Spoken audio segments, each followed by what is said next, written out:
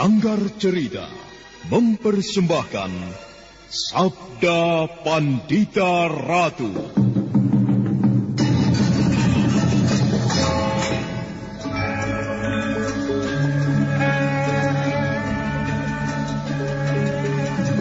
Bagaimana, Paman? Salahkah dugaanku? Jangan kau asal tuduh bocah kecil. Apa dasarmu mengatakan aku seorang perampok? Pakaianmu sangat bagus. Kelihatannya terbuat dari lurik yang dikerjakan dengan teliti. Kemudian batiknya juga bagus. Kau juga menggunakan sebuah timang yang pasti terbuat dari emas. Aku yakin tidak masuk akal jika seorang petani kecil hanya dengan sepetak sawah bisa membeli benda semahal itu. Kecuali jika kau merampok.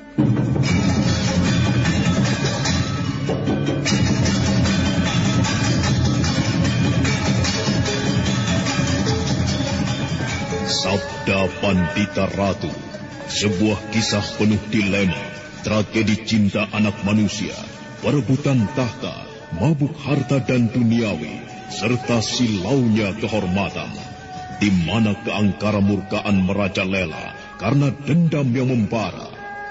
Kisah ini berlatar belakang berdirinya Singasari. Ken Arok, dialah pemuda yang merekuk pahit getirnya kehidupan.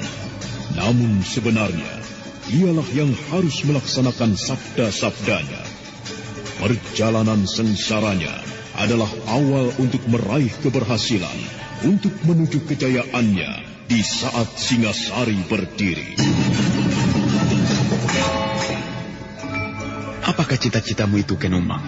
Aku ingin mengubah nasibku.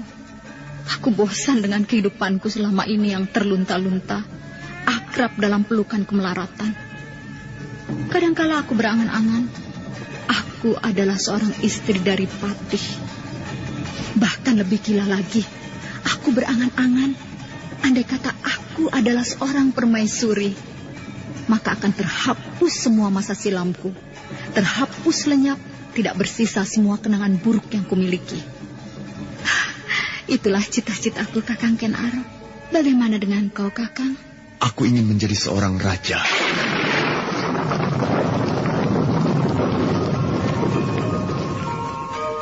Sabda Pandita Ratu.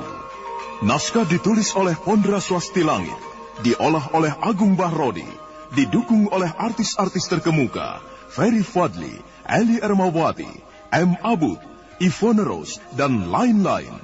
Teknik dan montase Ibing Arifin, dengan sutradara Dian Pertiwi. Sabda Pandita Ratu. Kali ini dalam episode ke-18 dengan judul Panembahan Dupayana.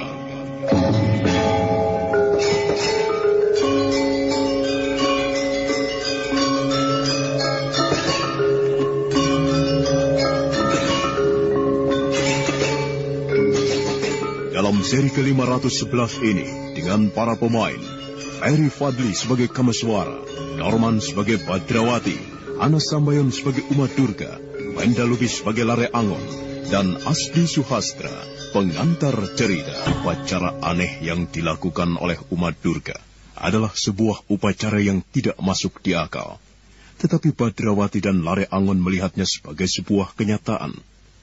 Pada puncaknya, Badrawati terperanjat, bagaikan dikejutkan oleh petir yang meledak di siang bolong tak berawan, ketika dia melihat Uma Durga telah memangku seorang bayi. Badrawati, jangan. Apa yang akan kau lakukan? Bayi itu, Paman, adik bayi pasti akan dibunuhnya. Tunggu dulu, Badrawati. Jangan cegah aku, Paman. Aku tidak akan membiarkan bayi itu dibunuh. Iya, tapi lihat. Badrawati terhenyak bagaikan patung batu. Pandangan matanya kemudian tertuju kepada arah yang ditunjuk Lare Angon. Sebenarnya lah, dalam waktu yang sangat sempit itu, tiba-tiba melesat bayangan merah bagaikan terbang menuju ke arah Uma Durga. Amat gesit bayangan itu menyambar bayi yang berada dalam pangkuannya. Kurang ajar! Hei! Jangan lari kau ke barat! Mau kemana kau perempuan jahat?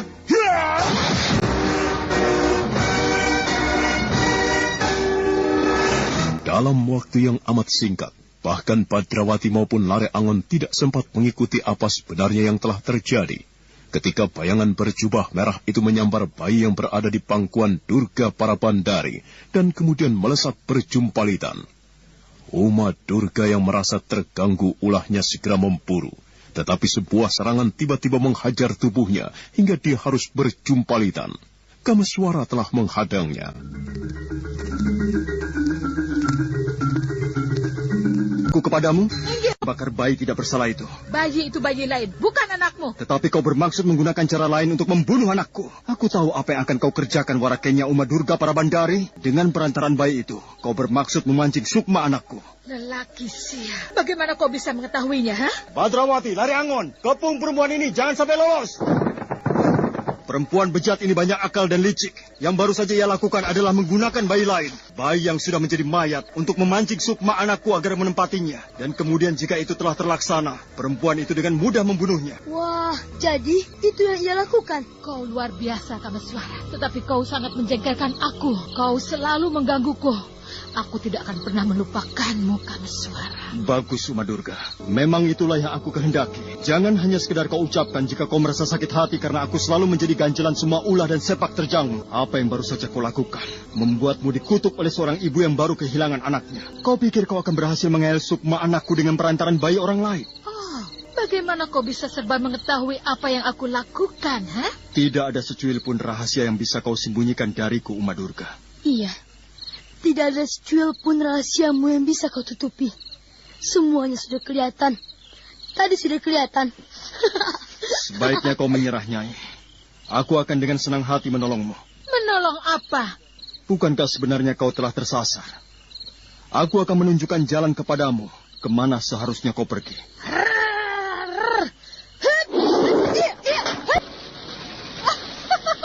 Ayo, jika kalian bermaksud menunjukkan jalan kematianku.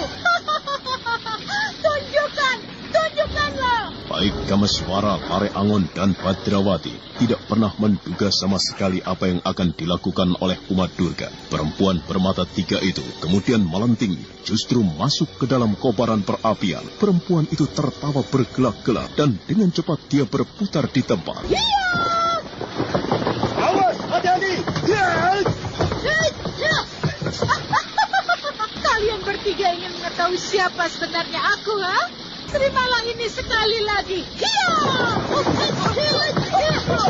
Apa yang terjadi kemudian merupakan sebuah kejadian yang tidak pernah dibayangkan sebelumnya oleh Kameswara. Uma Durga Parabandari, titisan Warakenya itu, telah berada di dalam kobaran perapian. Perempuan itu tidak merasakan panasnya bara api. Adalah ketika perempuan itu berputar di tempat dengan sangat cepatnya dan pakaiannya mengimbas ke segala arah. Bara api berhamburan ke segala penjuru, membuat Kameswara, Badrawati, dan Lare Angon harus berjumpalitan untuk menghindarinya. Ini alas, hantu tidak berkepala. Ayo, mengapa kalian menjauh, ha? Kalau berani, mendekatlah. Mendekatlah kemari, biar aku lumat kalian semuanya. Hampir saja aku kena. Nyaris pecah kepalaku, tersambar bara api. Medan. Minggir kalian berdua. Biar aku akan mencoba menghadapinya sendiri. Dengan cepat Kameswara menggerakkan kedua tangannya saling silang menyilang. Badrawati yang berada di dekat Kameswara merasakan kipasan udara dingin menggerayangi kulit lengannya. Kawah ari-ari. Kawah ari-ari.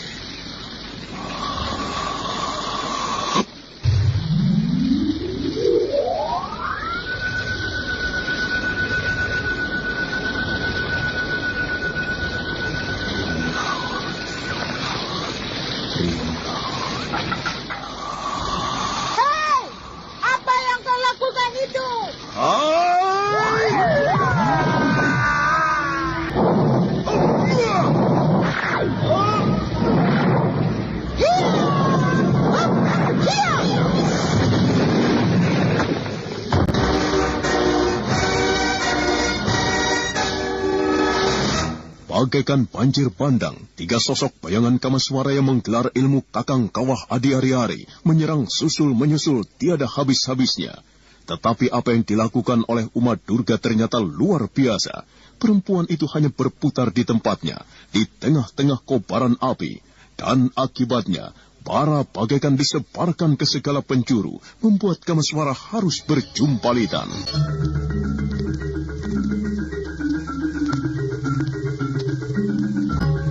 Demi kuburan, udah siang.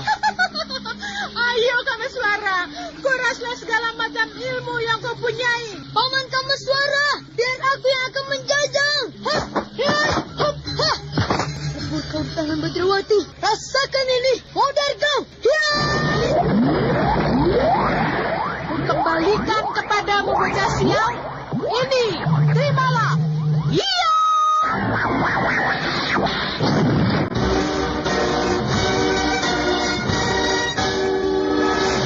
Sedemikian dahsyatnya kekuatan api yang mengelilingi umat Durga. Api yang semula akan digunakan sebagai sarana upacara aneh. Manakala umat Durga berputar di tempatnya, maka baranya terlempar muncrat ke segala penjuru, menjadi payung pelindung atas berbagai serangan.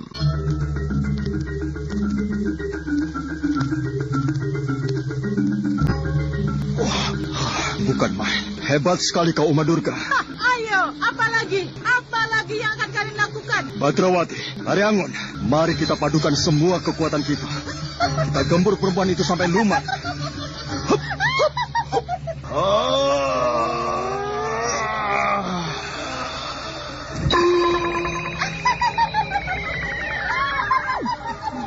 Paman, lihat dia melarikan diri. Dia lenyap. Kameswara menggeram kecewa. Kemarahan yang berada di ubun-ubunnya seolah membutuhkan penyaluran.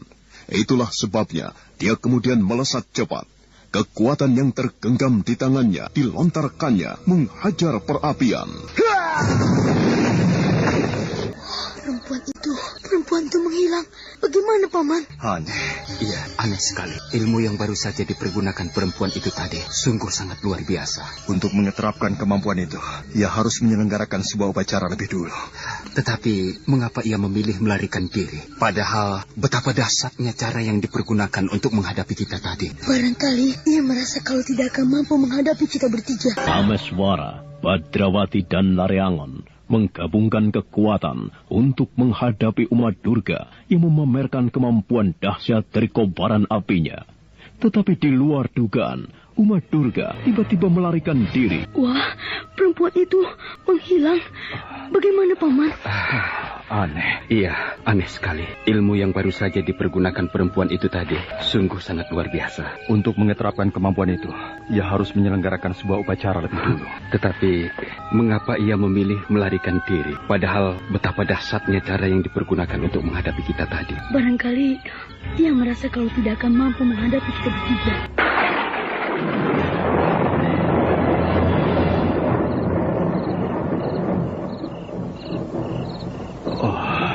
Petir. Akan hujan nampaknya. Barangkali karena akan hujan itu, umat Durga melarikan diri. Lihat, mendung dari arah timur. Mendung menyebabkan ia melarikan diri.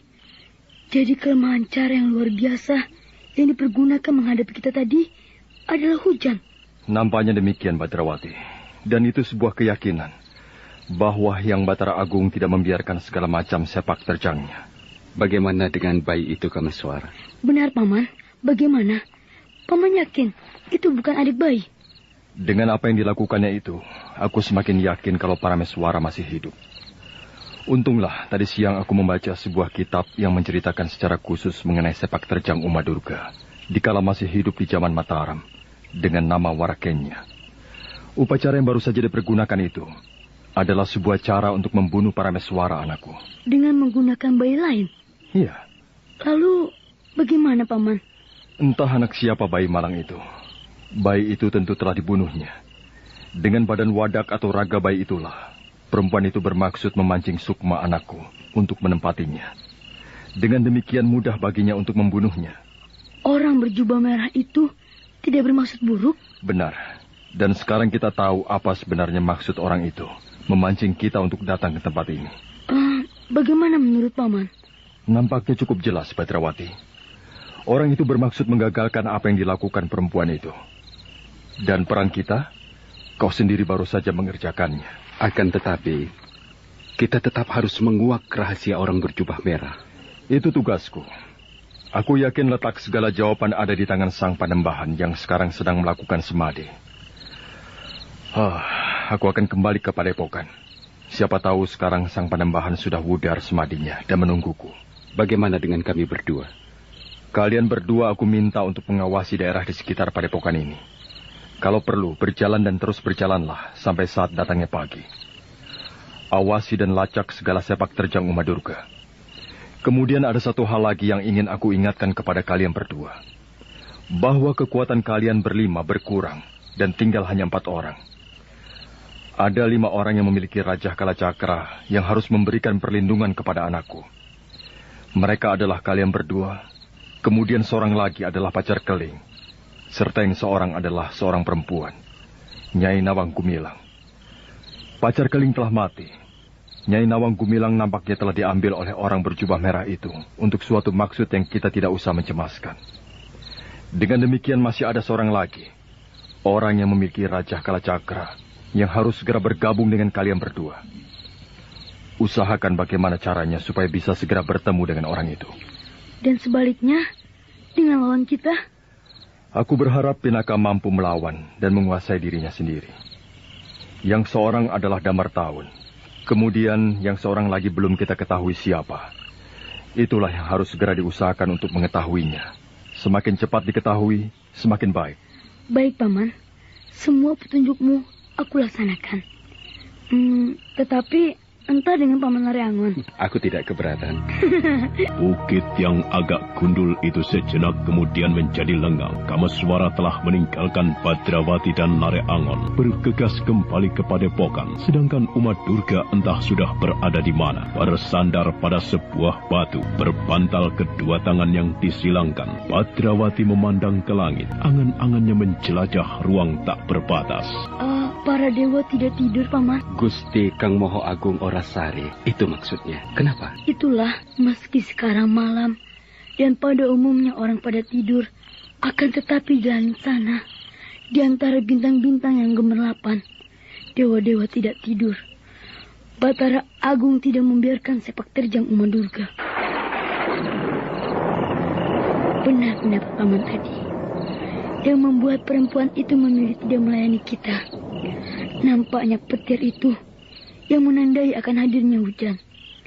Dan entah bagaimana kira-kira yang terjadi jika kobaran api aneh tadi tersiram oleh hujan deras. Setinggi apapun kemampuan Uma Durga, apakah ia akan sanggup menghadapi kekuasaan alam? Kau pernah melihat gunung meletus, Badrawati? Gunung meletus? Iya. Kenapa? Atau melihat ketika lautan bergolak di saat terjadi badai? Belum. Aku hanya melihat laut dari pantai. Belum pernah ke tengah lautan. Pernah juga melihat saat terjadi banjir bandang akibat hujan yang deras tiada henti-hentinya menerjang apapun? Nah, jika itu, aku pernah lihat. Dan gempa bumi? Iya, gempa bumi aku pernah lihat. Semuanya itu merupakan gambaran betapa dahsyatnya kekuatan alam. Betapa dahsyatnya bila laut murka. Betapa dahsyatnya jika gunung meletus. Betapa dahsyatnya saat terjadi banjir bandang dan badai. Gambaran yang lebih jauh lagi adalah betapa dahsyatnya kekuatan Hyang Batara Agung. Mampukah orang macam Uma Durga menghadapi banjir lahar? Iya, Paman benar.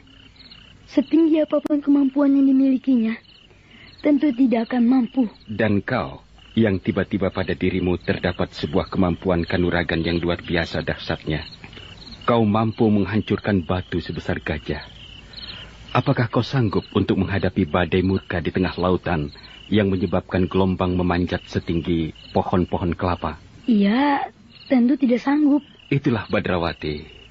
Seharusnya Uma Durga menyadari akan hal itu. Badrawati kemudian terdiam, serasa menikmati kebenaran yang terkandung dalam ucapan Lareangon itu. Kekagumannya terhadap kekuasaan Batara Agung membuat hatinya kemudian menjadi tentram.